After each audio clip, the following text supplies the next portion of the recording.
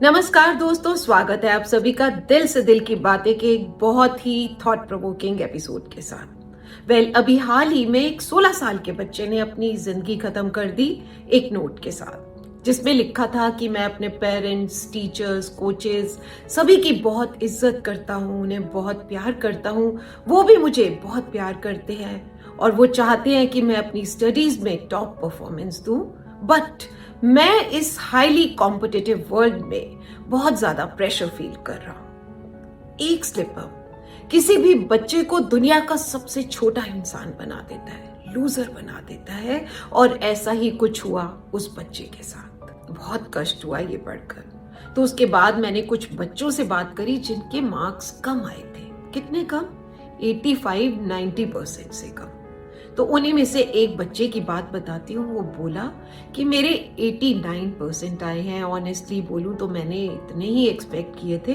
बल्कि कल मेरे पापा मेरे रूम में आए, मुझे बोले कि मार्क्स को लेकर इतना स्ट्रेस ना लूं, मार्क्स तो हार्डली मैटर करते हैं।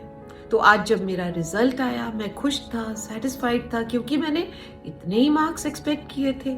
लेकिन अब मेरे पेरेंट्स जो हैं वो थोड़े निराश लगे मुझे।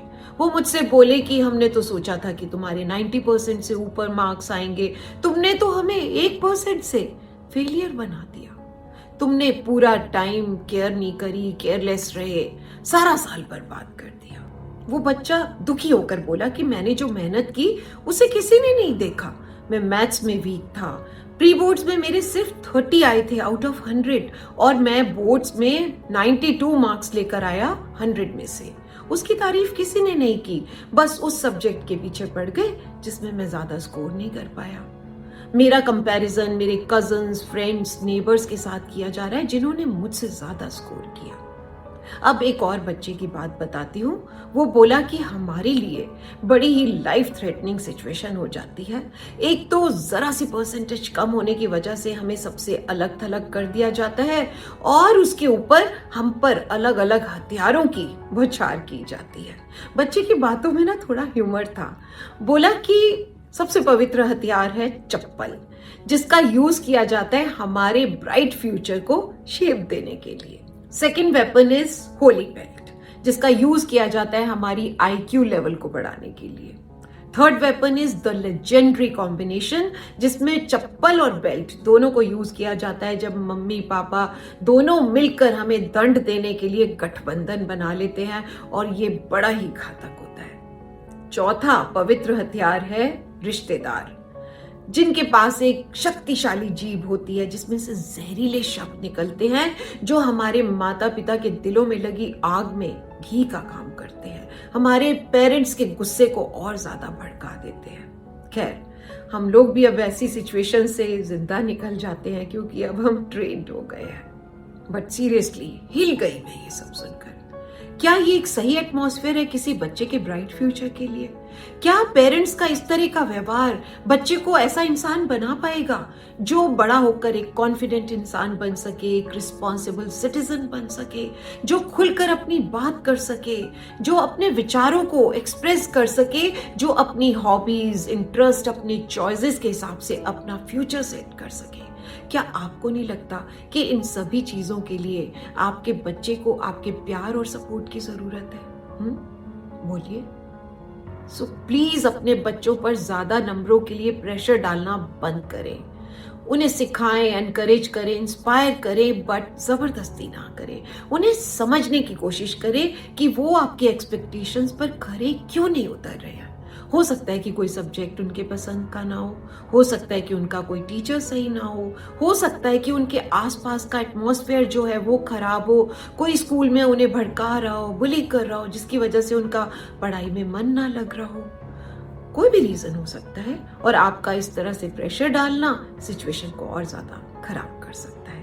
आपका बच्चा आपसे झूठ बोलना शुरू कर सकता है, अपनी टेस्ट ग्रेड्स, अपना रिपोर्ट कार्ड छुपाना शुरू कर सकता है, आप पर उसका विश्वास खत्म हो जाएगा और गलत दोस्तों पर विश्वास करना शुरू कर सकता है, घर से भाग सकता है, अल्कोहल, ड्रग्स ले सकता है, एंड द वर्स्ट पार्ट, अपनी जिंदगी तक से खेल सकता है। ये जो टीनेज होती है ना, ये बड़ी कमजोर और खतरनाक होती है।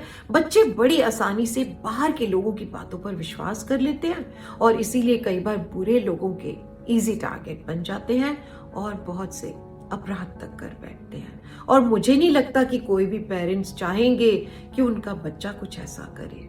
आपका व्यवहार अपने बच्चे के साथ तो ऐसा होना चाहिए कि बच्चा आपके पास आकर अपनी बात कहने में सेफ फील करे, आराम से आपके पास आ सके, खुलकर अपनी बात कर सके। तो मेरी तो हर पेरेंट्स को यही सलाह है कि अपने बच्चों को क्रिटिसाइज करना बंद करें, उनकी एकेडमिक परफॉर्मेंस को लेकर बहुत ज्यादा हार्श ना हो, उनका कंपैरिजन ज्यादा इंटेलिजेंट बच्चों के साथ ना करें, क्योंकि हर बच्चे का अपना टैलेंट है, कैलिबर है, अपनी कैपेबिलिटीज है। हमारे देश में ना जाने कितने लोग हैं जो कि ग्रेजुएट भी नहीं हो पाए, लेकिन उन्होंने देश विदेश में जबरदस्त नाम कमाया। तो अपने बच्चों की कमियों को नहीं, खूबियों को तलाशें और उन्हें तराशने में उनकी हेल्प करें। और इसके साथ साथ ध्यान रखें कि आपका बच्चा एक नॉर्मल रूटीन मेंटेन रखता है या नहीं।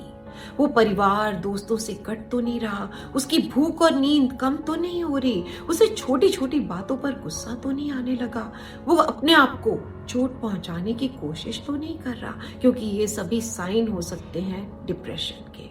पेरेंट्स के साथ साथ उनके दोस्त बनने की भी कोशिश करें, जिससे कि आपका बच्चा आपको बेहतर और बेहतर और बेहतर देने के चक्कर में कहीं अपनी जिंदगी को बदतर ना बना ले। वो सुना है ना कि आपकी रिजल्ट्स डिसाइड नहीं करते कि आप लूजर हैं या नहीं, आपकी कोशिशें डिसाइड करती हैं। हम हार जीत, सक्सेस फेलियर में इतना ज्यादा उलझ गए हैं कि जिंदगी जीना भूल गए हैं।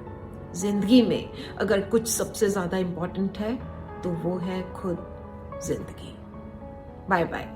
मिलते हैं ब्रेक के बाद कुछ और प्यारी प्यारी दमदार बातों के साथ। तब तक हंसते रहें, मुस्कुराते रहें, गुनगुनाते रहें। चैनल को सब्सक्राइब करें ना अगर अभी तक नहीं किया। Like, comment and share and do take very good care. Love you all.